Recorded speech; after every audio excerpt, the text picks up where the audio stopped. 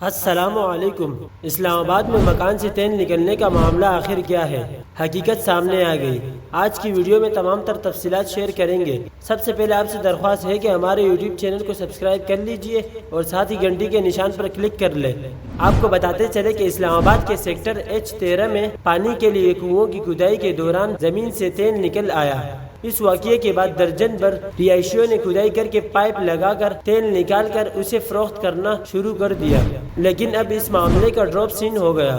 اسلام آباد کے sector H13 کے ایک مکان سے تیل نکلنے کی خبر پھیلنے کے بعد علاقے کے لوگوں نے دھڑا دھڑ تیل نکالنے کے لیے زمین میں کھدائی شروع کر دی۔ یہ خبر پہلی تو اسسٹنٹ کمشنر پوٹھار نے علاقے میں پہنچ کر کارروائی کی اور تیل کی تلاش میں ڈرلنگ اور پمپنگ کرنے والی 12 سائٹ سیل کر دیے۔ سوال یہ ہے کہ کیا واقعی یہ تیل ہی تھا؟